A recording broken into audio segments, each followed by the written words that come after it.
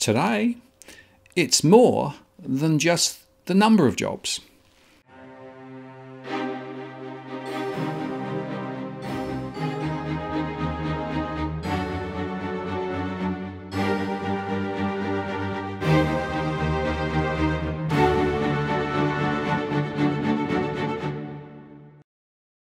Hello again, it's Martin North from Digital Finance Analytics, our latest post covering finance and prop news with a distinctively Australian flavour. So now we're getting down to the pointy end of what to do post the COVID virus, and of course all the discussion from the Reserve Bank and from the government is about jobs and job creation.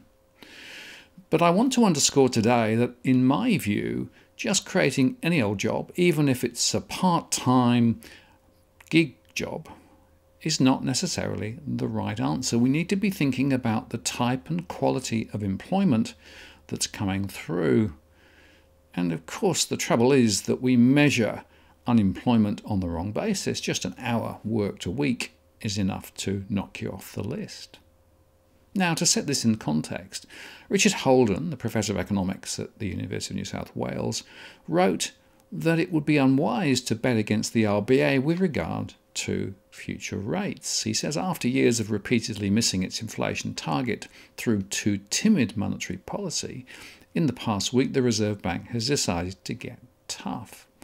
Not only did it hold its closely watched cash target rate at 0.1% on Tuesday's board meeting, but it ramped up its efforts to defend its separate 0.1% target for 3-year government bonds in the face of a mini revolt by bond traders.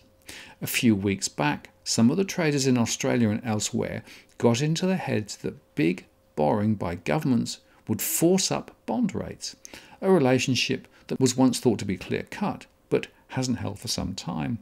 The traders sold government bonds issued by Australia and other nations, which in the case of the bond market forces up the bond interest rate. Then other traders piled on, partly because economic outlooks are improving and they thought governments might soon be issuing fewer bonds, and partly because they thought other traders might agree with the traders. That's right, thought other traders might agree with the traders. In financial markets, you don't make money by correctly guessing what will happen. You make it by correctly guessing what other traders think will happen. In Family Feud, you win if you guess the most popular answers, not the right answers. And one of the founders of modern economics, John Maynard Keynes, described it as a beauty contest in which judges are rewarded not for picking the most beautiful face, but for picking the face other judges will think is the most beautiful.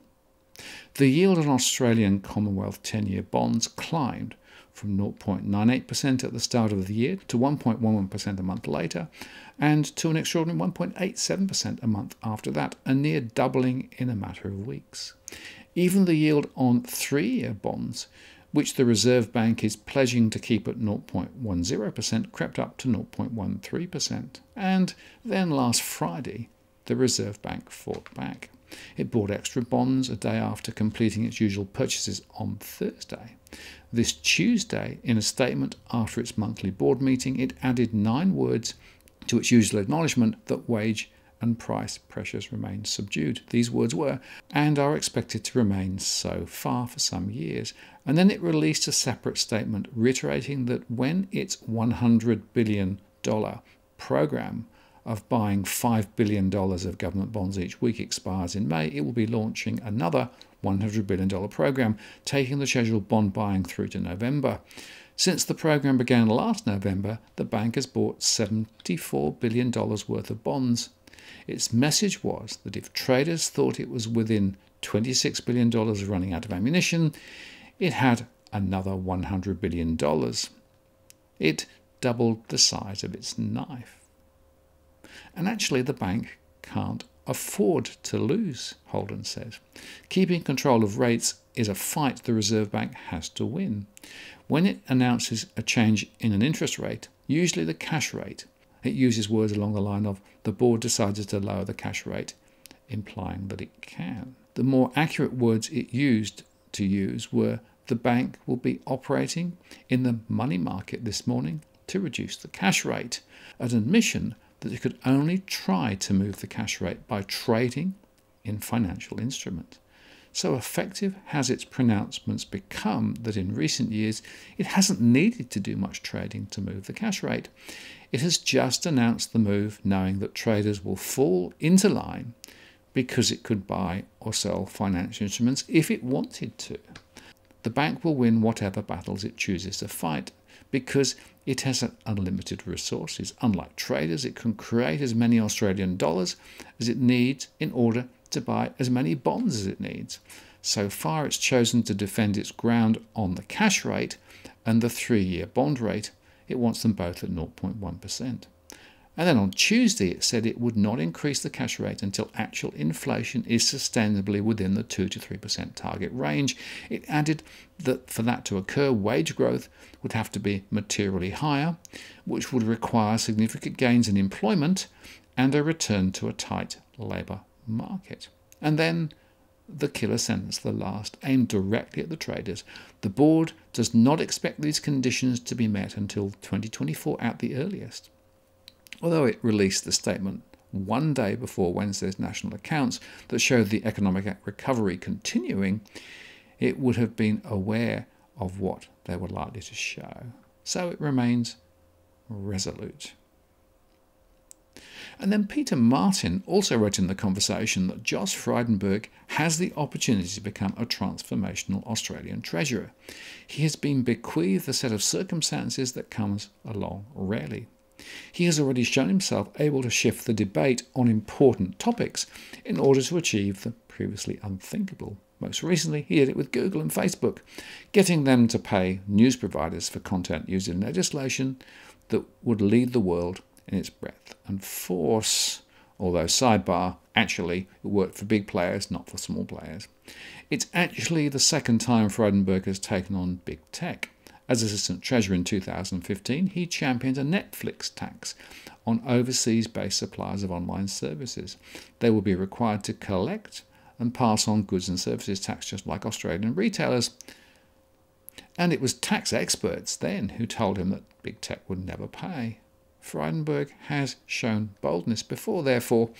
Opportunities like the much bigger one in front of him now don't come often because Australia isn't in recession often.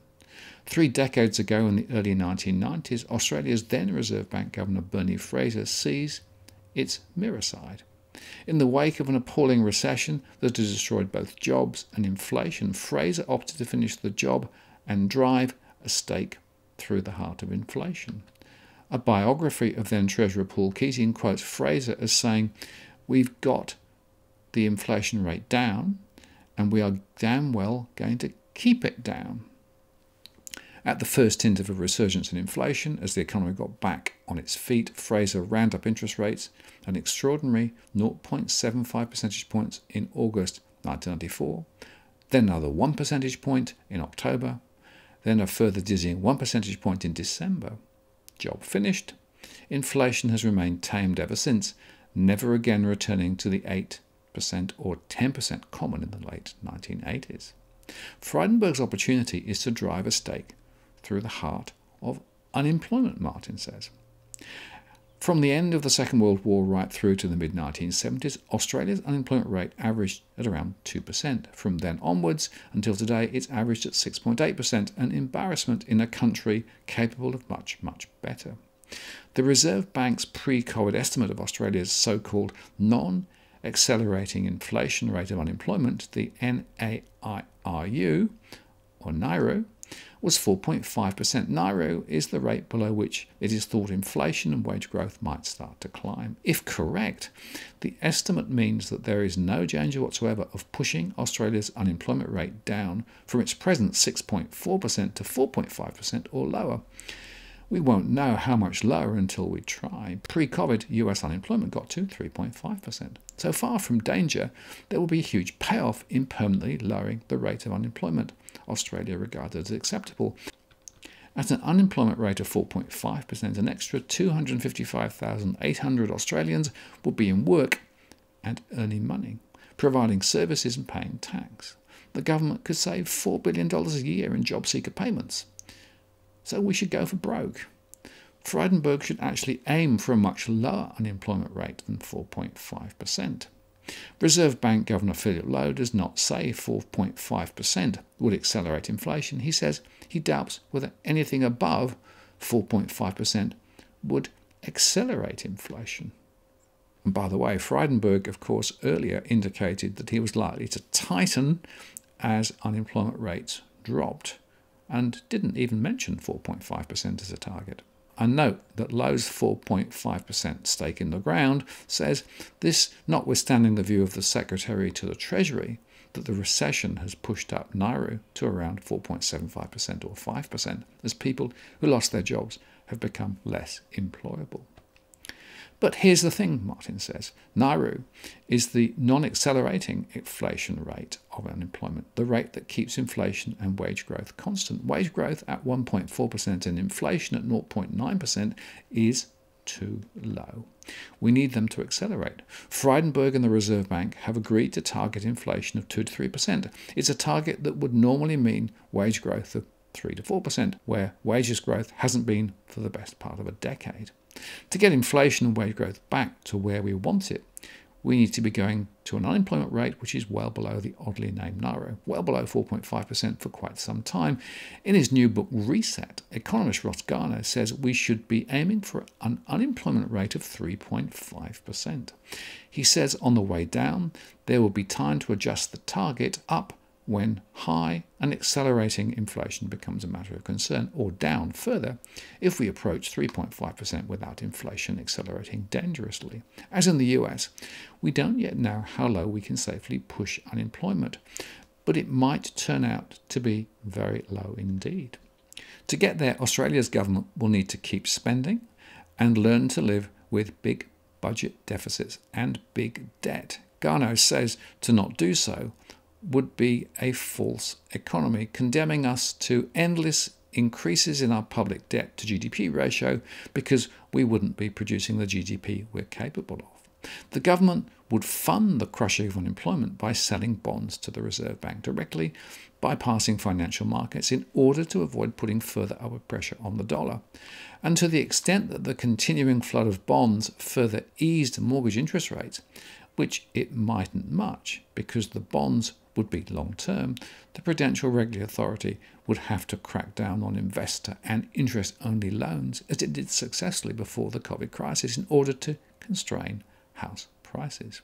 Garner believes there will also be a need for less pleasant reforms to restore the prosperity Australia is capable of, but he says they will only gain widespread acceptance if it is known that anyone who wants a job can get a job, whether there's an unemployment rate of 3.5%, the 2% Australia once had, or the 1% New Zealand had.